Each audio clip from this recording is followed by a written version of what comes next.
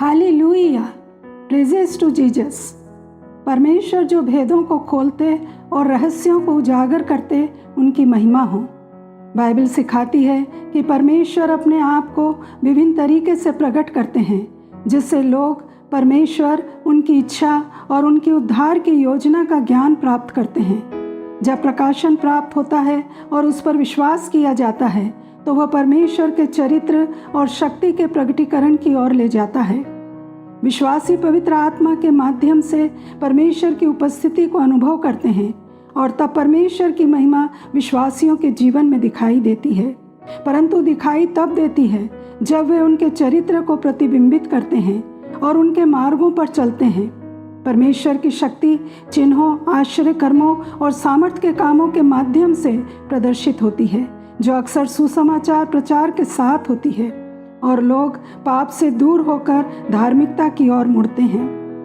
पिछला कुछ समय एक लंबा गैप रहा है, और वो समय रहा जब परमेश्वर पिता से ये मांगा कि जो कुछ भी हमने पिछले संदेशों में सीखा वो हमारे लिए बहुत बहुमूल्य है, परंतु कैसे उन शिक्षाओं और सिद्धांतों का प्रकाशन अपने जीवनों में भी पाएं और उनका प्रकटीकरण भी हमारे जीवनों से हो।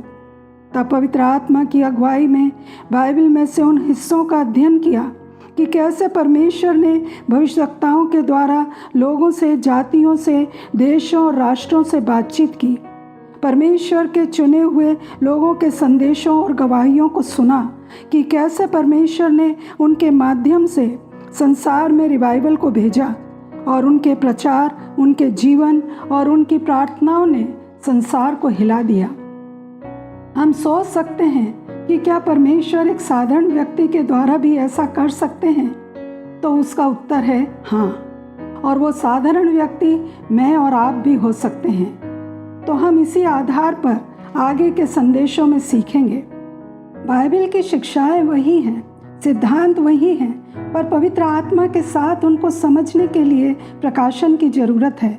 जब तक पवित्र आत्मा किसी विशेष पॉइंट को, बिंदु को रिवील ना करे, तब तक हम उसे समझ नहीं सकते। और उसकी पहली कड़ी है या फर्स्ट स्टेप है प्रार्थना का प्रकाशन।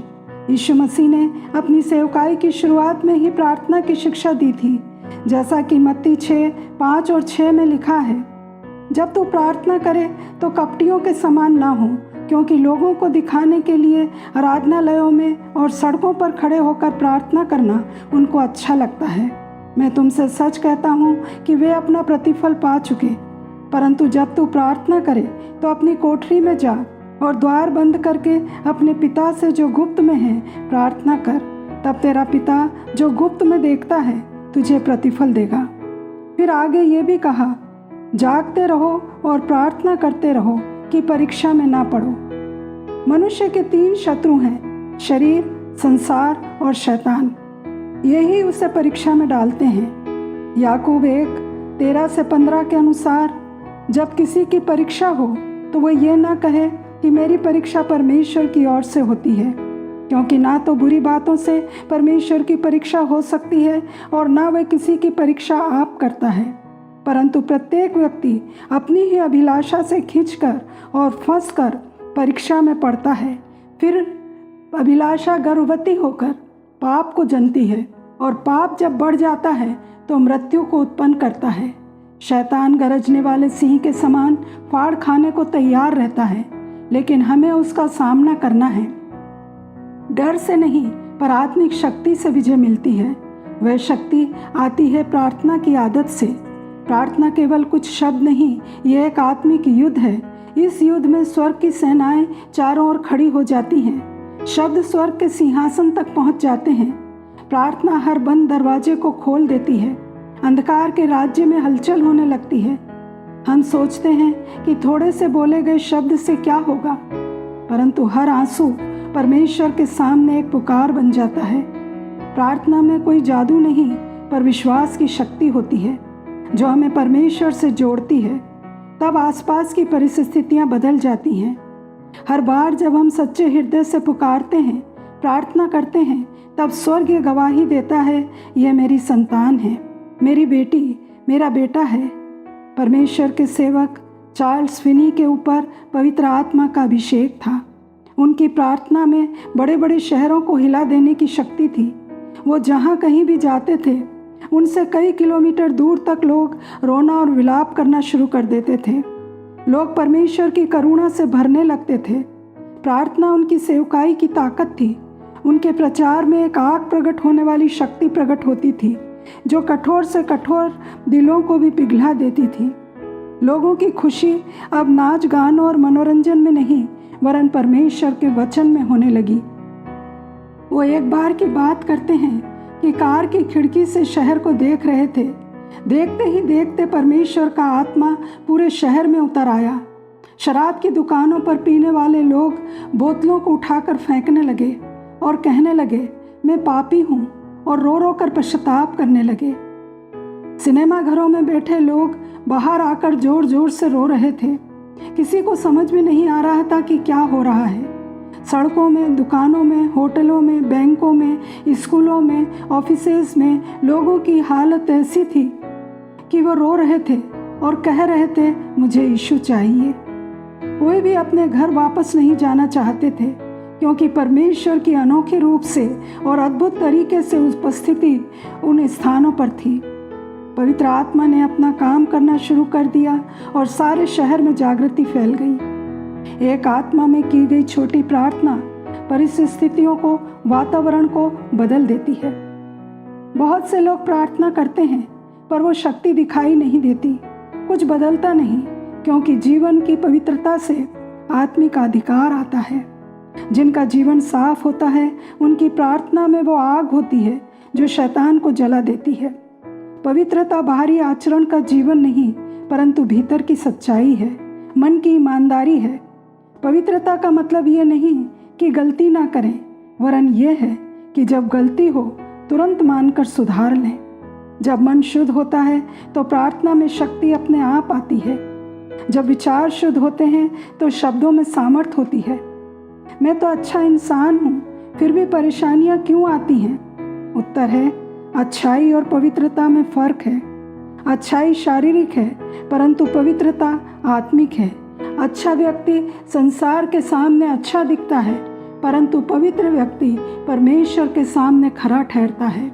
जब एक व्यक्ति सच्चाई में चलने लगता है उसके जीवन से आत्मिक सुगंध निकलने लगती है। उसके आसपास का वातावरण बदल जाता है।